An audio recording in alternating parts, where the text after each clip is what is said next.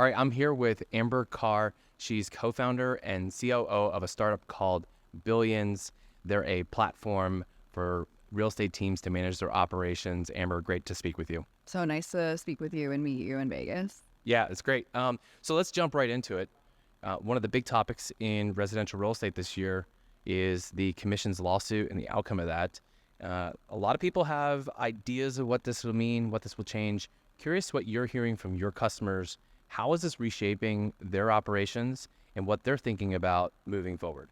So it's interesting because most of our customers aren't really affected by it. They tend to be large real estate teams. They've been signing buyer agreements, doing high transactional volume. So it's not really affecting our customers.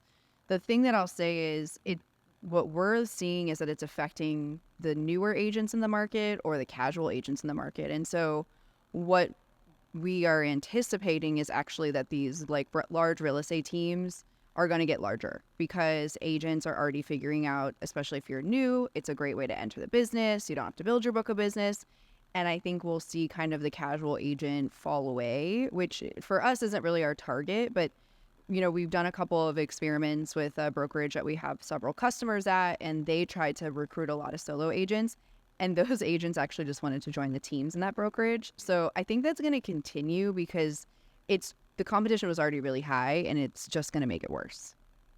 All right. And now, one of the things I know that the platform, helping with operations, you guys help automate processes. And I'm guilty of this, and I know others in tech were guilty of this, we simply just state it's going to automate the process. We're going to automate things, or there's even the next step, which is automagical, right?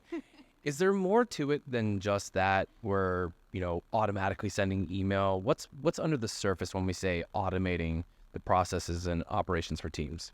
I think I've been a tech consultant for a long time, and I was in, tech before I joined Billions. And, I had somebody actually yesterday say, we'll just automate it, just automate it. And that means a lot of different things to a lot of different people. And I think the things that get people excited are automating things that they don't want to do. But I think one of the problems is a lot of folks don't have defined processes that they're even following. And so to try to insert automation, whatever that means to you, is hard when you don't really have a process. But I think the thing, and especially in the tech space, that has been really successful is when you can automate things that people don't want to do. Sure. And so that's where tech companies have been pretty successful. But I think while maintaining a personal touch, and especially in real estate, right? It's very relationship driven. And so if you try to just automate every single thing, you're going to lose your clients. And so you have to be careful where you insert automation. But I also think sometimes automation is almost impossible if you don't really have a process to automate. And so that's where usually I tell people to start versus tools. Now, obviously, I think the natural offshoot on this conversation here is AI, which is, it's the buzz topic and it's very powerful. We can automate, if you will, writing listing descriptions, or there's AI being used for photos. I'm curious what you're seeing as the most applicable use for AI right now and within the near future for residential real estate agents. I think there's a lot of opportunity. I think real estate in particular is pretty behind in tech. And so it's kind of dangerous. We've been really careful about rolling out AI features. We're built on Salesforce, so we have a zillion AI features we could roll out. But our customers don't realize the amount of work it takes to adopt those things and the amount of data you have to feed it. There's a common phrase in tech, garbage in, garbage out, right?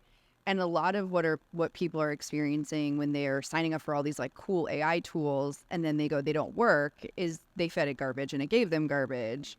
And so I think it's a very hot topic. I think there's very obvious use cases. I use AI to record my meetings. It gives me great summaries. I have great notes. That's a thing that was time consuming, distracting, right?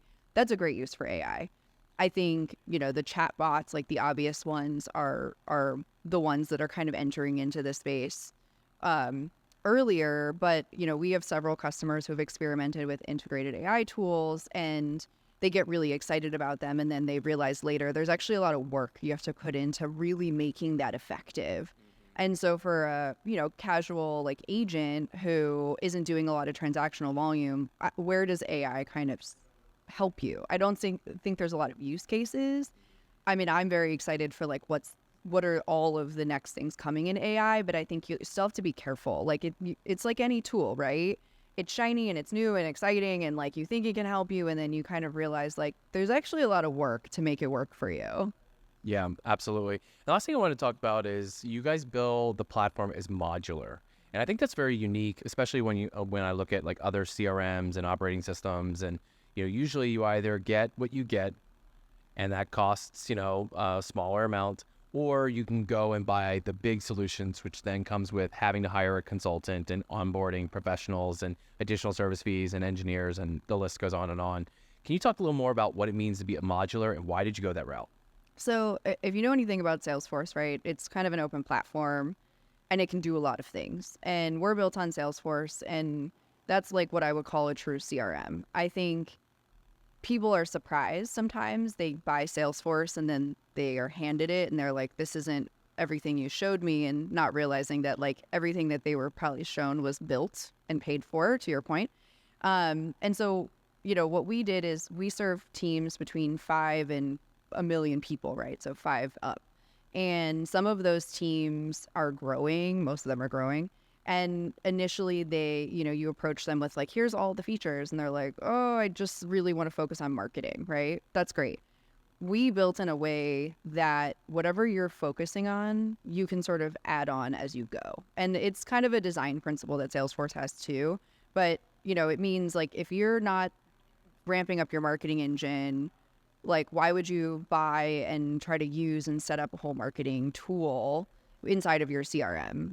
If you're focused on transactions, let's get you up and running on transactions, and then we can light up marketing for you later. So that's essentially what modular means. Like we're trying to be flexible to sort of meet our customers where they are. What are you focused on? What do you need? Okay, great. You've mastered that.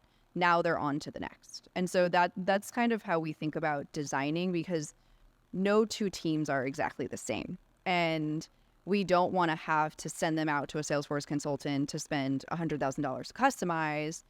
So we want to keep adding on features that come out of the box for them, are built for them, make sense for them, that they can lightly customize without a huge amount of expense.